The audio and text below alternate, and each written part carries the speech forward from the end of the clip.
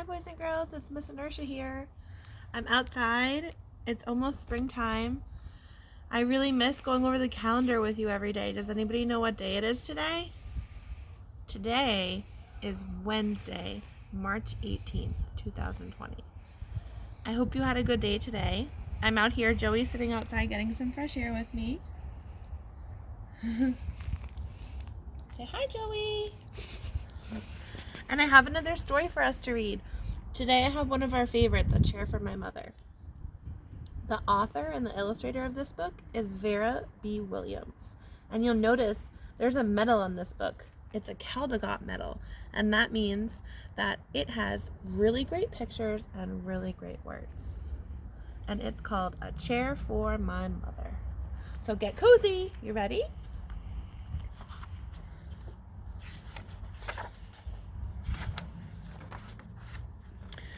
My mother works as a waitress in the Blue Tile Diner. After school, sometimes I go to meet her there. Her boss, Josephine, gives me a job too. I wash the salt and pepper shakers and fill the ketchups, and one time I peeled the onions for the onion soup. When I finish, Josephine says, "Good work, honey," and she pays me. And every time I put half of my money into the jar.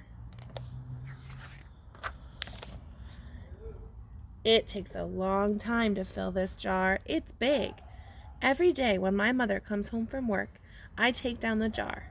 My mama empties all her change from her tips out of her purse for me to count, and then we push all the coins into the jar.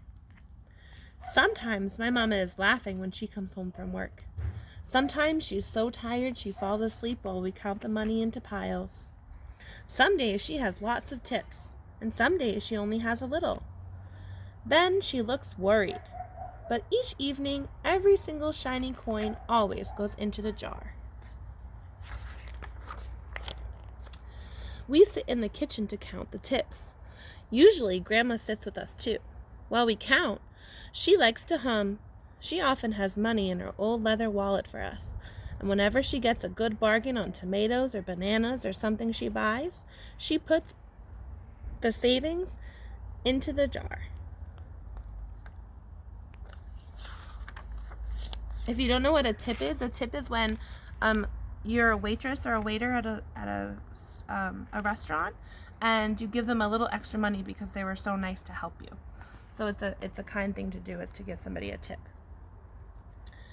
When we can't get a single other coin into the jar, we're going to take out all the money and we're going to buy a chair.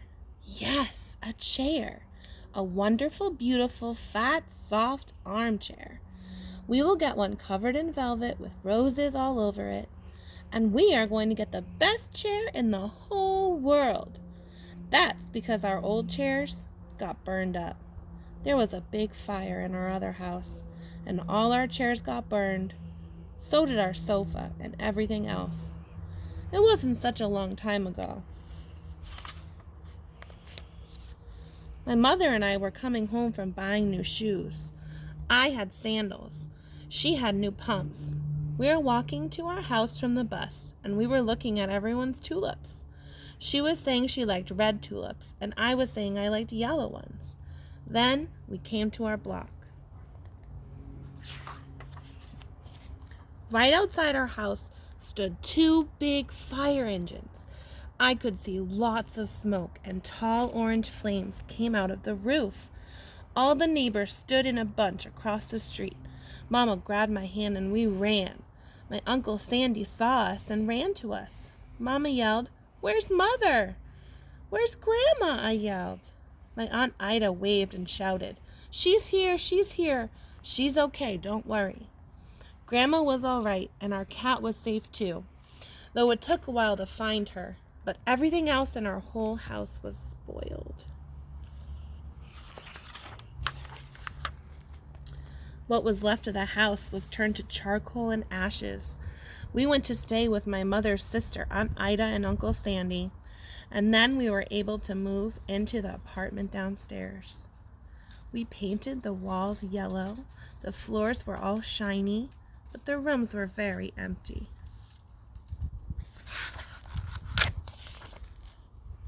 The first day we moved in, the neighbors brought pizza and ice cream and cake. And they brought lots of other things too. The family across the street brought a table and 3 kitchen chairs, and the very old man next door gave us a bed from when his children were little. My other grandpa brought us a beautiful rug, and my mother's other sister, Sally, made us a red-white curtains.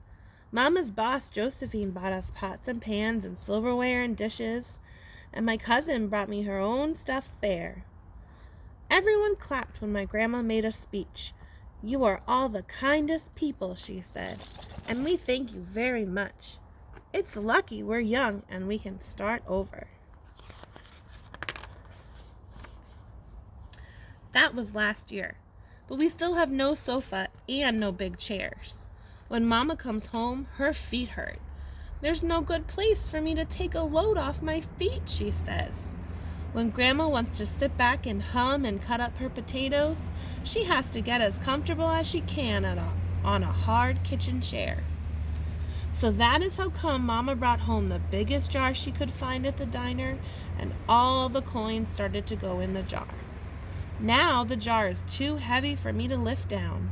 Uncle Sandy gave me a quarter. He had to boost me up to put it in. After supper, Mama and Grandma and I stood in front of the jar. "Well, I never would have believed it, but I guess it's full," Mama said. My mother brought home little paper wrappers for the nickels and dimes and the quarters. I counted them all out and wrapped them up. On my mother's day off, we took the coins to the bank, and the bank exchanged them for $10 bills. Then we took the bus downtown to shop for our chair. We shopped through 4 furniture stores. We tried out big chairs and small chairs and high chairs and low chairs and soft chairs and hard chairs. Grandma said she felt like Goldilocks and the 3 bears trying out all those chairs.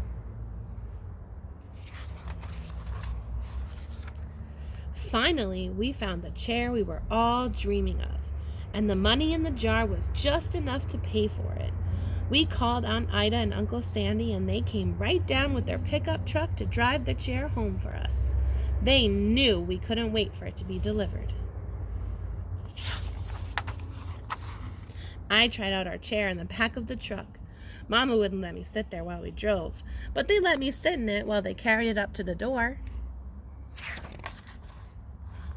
We set the chair right beside the window with the red and white curtains, and Grandma and Mama and I sat in it while Aunt Ida took our picture. Now Grandma sits in it and talks with people going by in the daytime. Mama sits down and watches the news on the TV when she comes home from her job. And after supper, I sit with her, and she can reach up and turn out the light if I fall asleep on her lap. The end.